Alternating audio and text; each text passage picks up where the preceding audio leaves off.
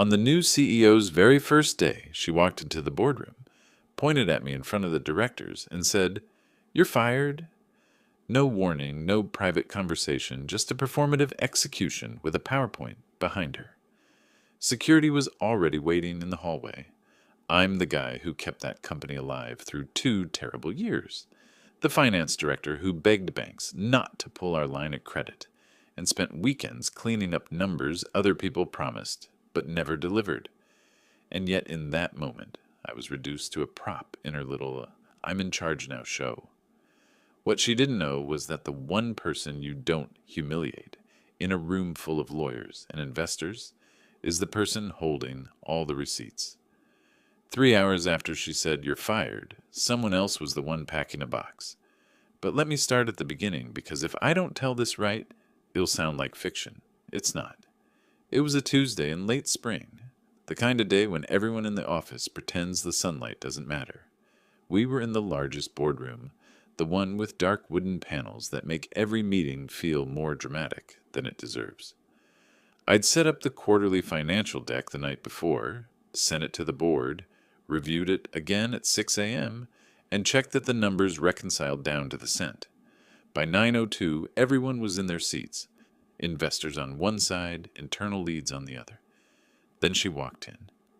Victoria Hale, freshly hired CEO, former management consultant, known for decisive restructuring, crisp suit, clipped tone, the kind of controlled smile you learn from media coaches who tell you to project confidence before the camera sees you. She didn't sit.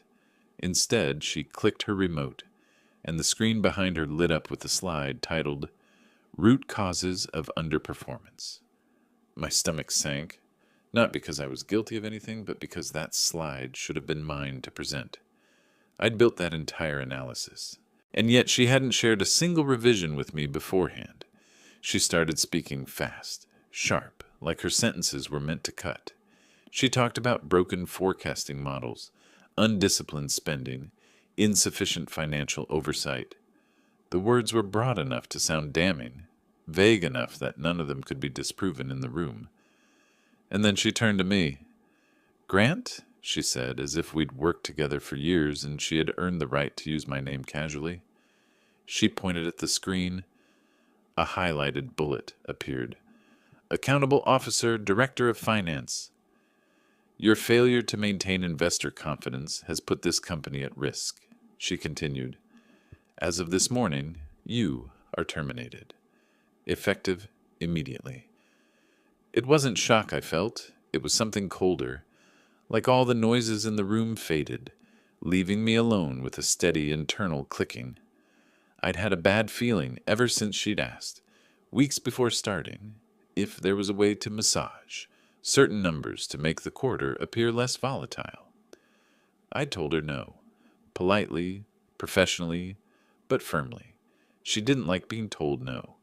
Now I was watching her settle an old irritation the way corporate tyrants always do, publicly, theatrically, with an audience to applaud the power move.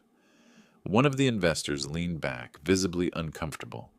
Another avoided eye contact, as if pretending neutrality would protect him from the blast radius. The general counsel's brow tightened by 0.5 millimeter, the legal version of a gasp. My contract was unusually strong, negotiated during the Series C round when the company needed stable leadership. I couldn't be terminated for cause without a formal review and documented evidence, but Victoria didn't pause to acknowledge any of that. She just nodded to the head of HR, who produced a sealed envelope and slid it across the table like we were in a courtroom. Security appeared at the door. That was the real humiliation, not the words, but the expectation that I'd be escorted out like a threat. I stood slowly, no shouting, no pleading, just quiet, controlled. "If you're going to burn me," I said, "at least check where the sprinklers are." I didn't raise my voice. I didn't look at her.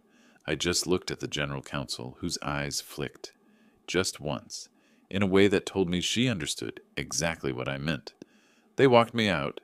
The entire hallway felt heavier, as if everyone had rehearsed the scene but hoped never to perform it.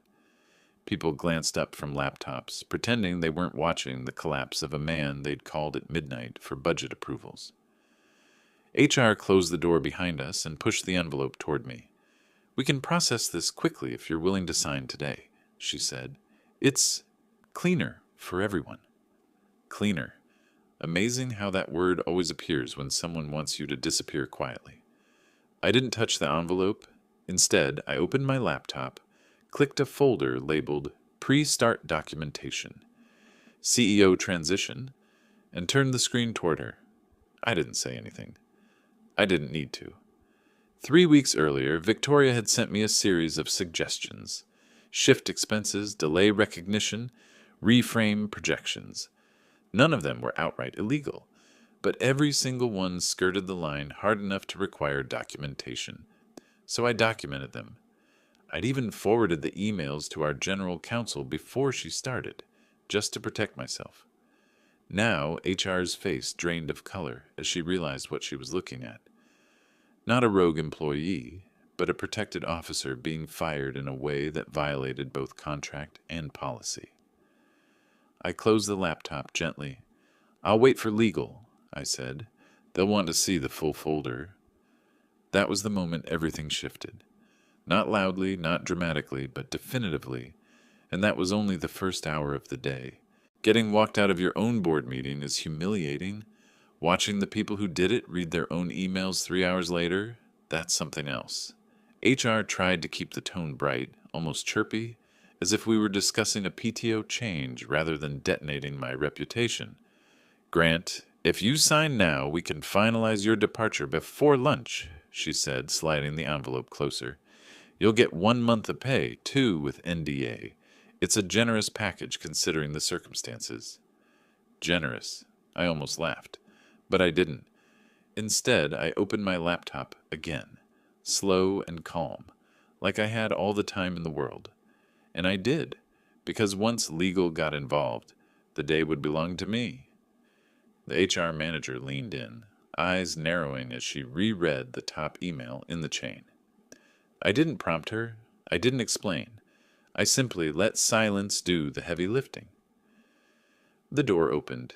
The general counsel stepped in. Emma, a woman who never raised her voice but could dismantle an argument with a look. She sat down across from me, folded her hands, and said, "Grant, tell me exactly what happened this morning." Before I could speak, HR jumped in. "Victoria made the decision. He's been terminated for cause, effective immediately. We're processing the paperwork." Emma raised a hand, not aggressively, just enough to freeze the room. "For cause?" she repeated. HR hesitated. "Well, she stated that the board—" "She does not have unilateral authority to remove a protected officer without review," Emma said. "Not without a misconduct investigation and a closed session vote. Our bylaws are clear." HR's face went pale. She glanced at me as if silently asking why we were talking contract clauses before she'd even finished printing my termination forms. Emma turned to me. "You mentioned you sent me something last week. Is that the same documentation?" "Yes," I said. "Folder's updated. Includes 3 additional messages from her, dated pre-start." Emma nodded. "Open it." I clicked into the folder. The screen filled with timestamps, PDF printouts of email threads, highlighted lines. None of them were outrageous enough to make headlines. No explicit instructions to falsify anything. But every one of them carried the same subtext. Make the quarter look better. Make the transition smoother. Make the investors comfortable before I arrive. They weren't suggestions. They were pressure. And I documented every word. HR skimmed one of the threads, swallowing hard. "She actually wrote this?" "She did," Emma said. "And she attempted to fire him publicly after he refused to act on it." I watched the HR manager shift in her seat, the way someone shifts when they realize the floor beneath them is about to collapse. "But she said the board lost confidence in him." "The board didn't vote," Emma replied, "which means that statement was false, potentially reckless, potentially retaliatory." Retaliatory. One word with enough legal weight to sink a CEO's first day. I wasn't angry. I wasn't even relieved. What I felt was a quiet, simmering irritation, the kind that comes from being treated like a disposable prop by someone who didn't bother to learn the rules of the room she tried to dominate. HR excused herself to check something. Emma nodded once, meaning she already understood exactly what was being checked. We moved to a smaller conference room. No windows, 2 chairs, a pitcher of water no one touched. I sat there, hands clasped, while the company's internal machinery woke up behind the walls. Whispered conversations, hurried footfalls, the soft click of a copied document being printed somewhere. That was just the beginning, I thought, because I knew how these situations unfolded. I'd seen them as the finance guy, the one everyone called when a senior leader transitioned out after a disagreement with founders or investors. There was always a pattern. First shock, then lawyers, then silence. Most people didn't realize that silence was the loudest warning of all. Emma returned 20 minutes later. She didn't sit. She stood in the doorway, posture straight, voice neutral. "The independent directors have requested a closed session," she said, "without the CEO present." I nodded. They saw the documents. "They're reviewing them now." "Did they say anything?" Emma hesitated. It was tiny, a fraction of a second up, but it was enough. "They asked for the original timestamps," she said, "and for verification that you forwarded these before her start date." I had, and she knew it. I wasn't the type to weaponize email, but I was the type to cover myself when someone tried to push me into a gray area that could easily turn black. In corporate finance, you learn early. The people who pressure you today will deny they ever spoke to you tomorrow. She motioned for me to stay put. "You'll be called in once they've finished the initial review." And then she left me alone in that tiny room. The minutes stretched quietly, but not emptily. Through the thin walls, I could hear muffled voices, low, controlled, serious. Not the chaotic arguing of a board under fire, but the crisp, surgical tone of people realizing they'd been placed in jeopardy by someone they'd just hired. I leaned back, folded my hands behind my head, and let the tension drain, not because I felt safe, but because I finally understood something. She hadn't fired me. She'd triggered a system that couldn't protect her from her own shortcuts. Someone knocked. A junior assistant I barely knew peeked in. "They want you in the main room," she said quietly. "Now." Her tone wasn't fearful, it was careful. The way people speak when they know they're witnessing something important, but aren't yet sure what it means. I stood, straightened my shirt, and followed her down the hallway. The air felt different, cleaner, sharper, like a storm had rolled through and taken all the pretense with it. The boardroom doors were half open. I could see silhouettes inside, directors leaning forward, papers scattered, the tension in the room heavy enough to touch. Whatever they'd discovered in those emails, it wasn't small. Whatever happened next, I already knew. Someone's day was about to get much worse than mine. When I stepped into the boardroom again, the atmosphere had shifted so sharply it felt like walking into a different building. 3 hours earlier, that room had been a stage for a performance. Now it looked like the aftermath of a fire. Papers spread out, half-drunk coffees forgotten, directors leaning forward with the stillness of people who realize they've been standing on unstable ground. Victoria wasn't at the head of the table anymore. She was seated 2 chairs down, shoulders stiff, hands folded like someone trying to imitate calm. No more theatrics, no remote in hand, no slides. Her confidence had thinned into something brittle. One of the independent directors, a former CFO named Morris, gestured for me to sit, not next to her, not opposite her, closer to the legal side of the table, a detail small enough to miss unless you've spent years watching power dynamics in slow motion. He cleared his throat. "Grant, thank you for returning. We need to ask a few questions to clarify the timeline." Clarify the timeline, the corporate equivalent of, "Someone here is lying and we're going to find out who." I nodded, folded my hands, and waited. Emma, the general counsel, placed a printed packet in front of each board member. She didn't dramatize anything, didn't raise her voice. That wasn't her style. Instead, she walked them through each email thread, one line at a time, stating only facts, dates, and policies. The precision in her tone told me she'd done this before. Not in scandal, but in routine due diligence. Clean, controlled, indisputable. Halfway through, one of the investors leaned back, exhaled, and rubbed his forehead. He had championed Victoria's hiring. He'd called her transformational, decisive. Exactly the leadership energy we need. Now he looked like he was recalculating the cost of that conviction. Victoria finally spoke. Those emails are being misinterpreted. I asked him to explore options for presenting the quarter in a more strategic way. I never requested anything inappropriate. Morris tapped the table with a pen. You wrote, and I quote, "We need to clean up the Q2 optics before the handover. Whatever can be pushed must be pushed." What exactly did you mean, if not altering recognition practices? That's standard in transition periods, she said quickly. Every executive does it, Emma responded before anyone else could. Not at this company. Our revenue recognition practices are audited quarterly, not annually. Adjustments outside policy must be disclosed, and any pressure to misrepresent timing, even implicitly, is treated as a compliance issue. It landed like a weight, not sensational, just heavy. Victoria turned toward me for the first time since the firing. You could have come to me privately if you felt uncomfortable. I kept my voice low. I did, 3 times. You told me to be a team player. Silence. Not awkward, decisive. The kind of silence that crystallizes something that had been blurry before. Morris interlaced his fingers. We also need to address this morning.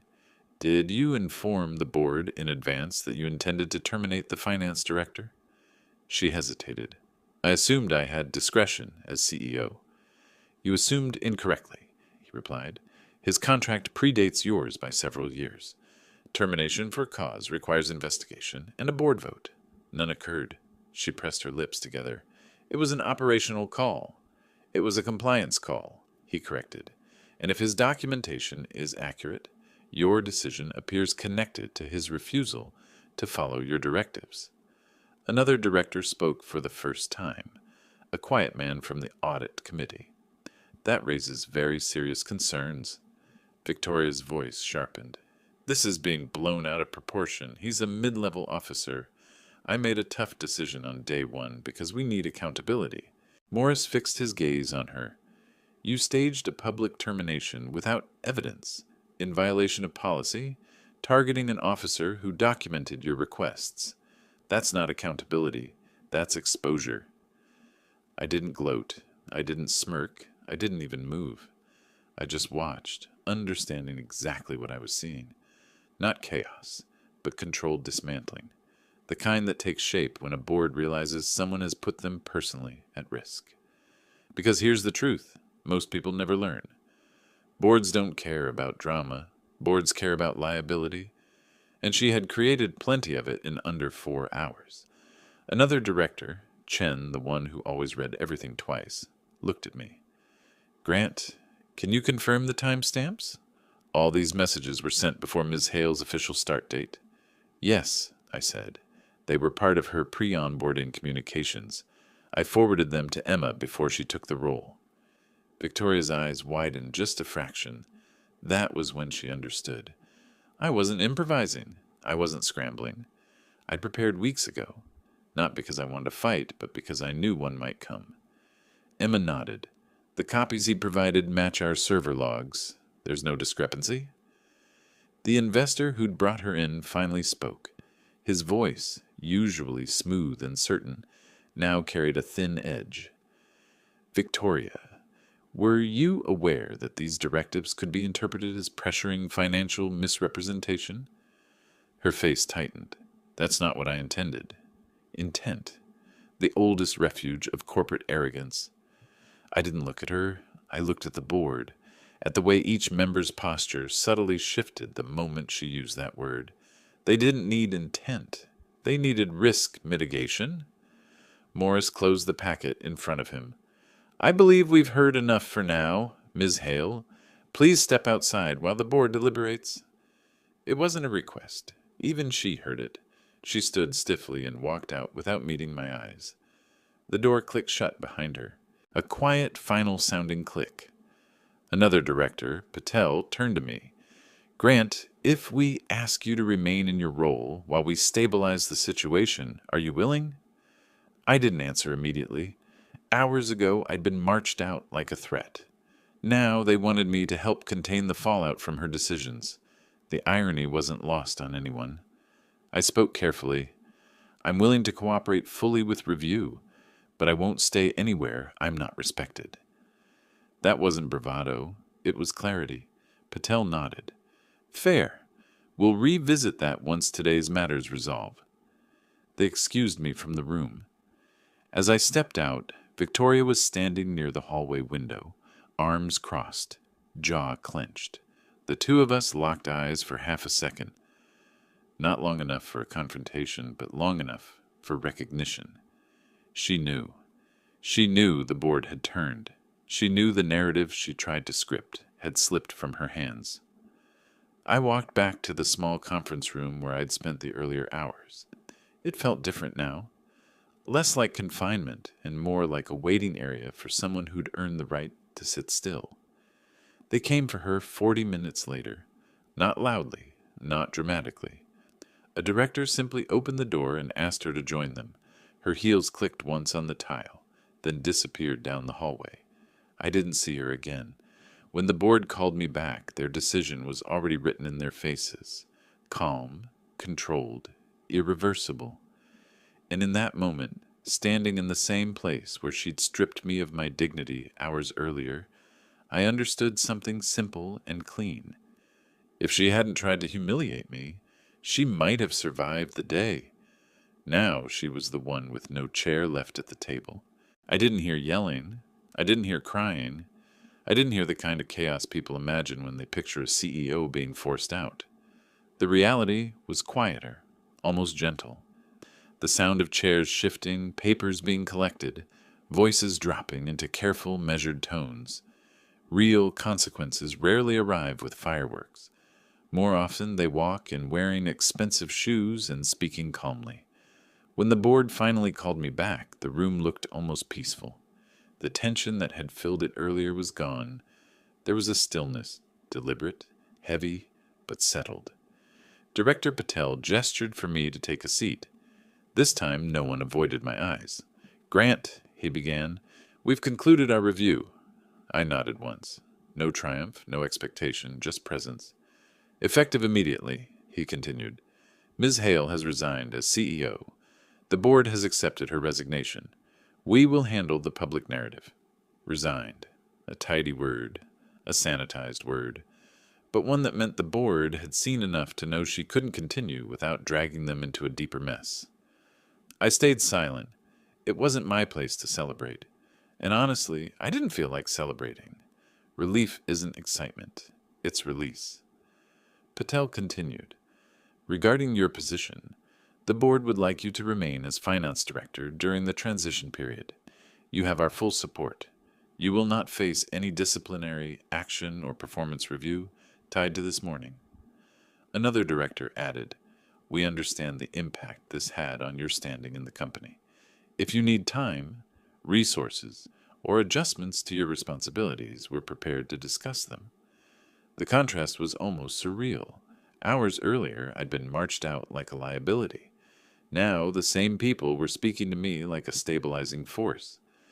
I took a breath and asked the only question that mattered. Are employees going to hear the truth? Patel shook his head gently. They'll hear the version that protects the company, not individuals. But the people who need to know the truth already do. He was right. And in corporate life, that was often the only truth that mattered. They dismissed me with a handshake, not a security escort. Small detail, significant shift. HR approached me afterward, apologetic in the quiet way HR apologizes, not admitting wrongdoing, but acknowledging harm. We'll arrange a formal statement clarifying that your departure was never approved, she said. If you want coaching on reintroducing yourself to your team, I can help. Reintroducing myself, I repeated. The word felt strange but fitting. I wasn't returning as the same man who walked into that boardroom in the morning. Back in my office, the door clicked shut behind me. The lights were still on, my plants were still alive. My whiteboard still had notes, scribbled from the last late-night budget session. It was all exactly as I'd left it, but it didn't feel the same. I'd survived something that most people in corporate life never come back from, a public execution attempt. By the end of the week, the company sent out a neatly phrased internal announcement. Our CEO, Victoria Hale, has stepped down for personal reasons. The board thanks her for her contributions and will appoint interim leadership shortly. No mention of the investigation, no details. Clean, controlled, the staff whispered. Of course, people always do. But the story they pieced together wasn't outrageous. It was accurate enough. She'd moved too fast, tried to assert dominance, misread the culture, ignored policies. A classic misalignment. I did my job. I stabilized the quarter. I rebuilt what she'd shaken. And when the interim CEO arrived, a quiet, competent operator named Brooks with a background in rebuilding distressed SaaS orgs, the energy in the building shifted back towards something that felt like actual work instead of theater. Brooks asked to meet with me privately during his first week. He sat down, clasped his hands, and said, "I've reviewed everything. You were right not to bend. Companies only survive when someone's willing to say no." I didn't expect the acknowledgement. It meant more than it should have. But even as the dust settled, something inside me didn't. I realized I'd spent years absorbing pressure that wasn't mine to carry, patching holes others created, protecting people who would never protect me in return. The board respected me now, but respect earned in crisis doesn't erase the crisis itself. 3 months after Victoria left, during a perfectly calm operations meeting, I looked around and understood something definitive. I'd stayed long enough, not out of revenge, not for vindication, but because I needed to leave on my terms, not hers. So I scheduled a meeting with Brooks. "I'm ready to plan my exit," I said, voice even. "Not immediately. I want to ensure a clean handoff, but it's time." He nodded. "Then let's build a transition that protects you and the company." It was the healthiest conversation I'd had in years. We structured a 6-week wind-down, hired a senior controller to absorb part of my role, and negotiated a severance aligned with my contract, the contract she thought she could bulldoze through on day one. On my last day, I walked out the same doors security had walked me through months earlier. But there was no humiliation this time, no tension, no audience, just me, a cup of coffee, and a quiet parking lot under a pale morning sky. I didn't take a victory lap. I didn't tell the story loudly. The satisfaction didn't come from her downfall. It came from something simpler. I had stayed standing, and I left clean.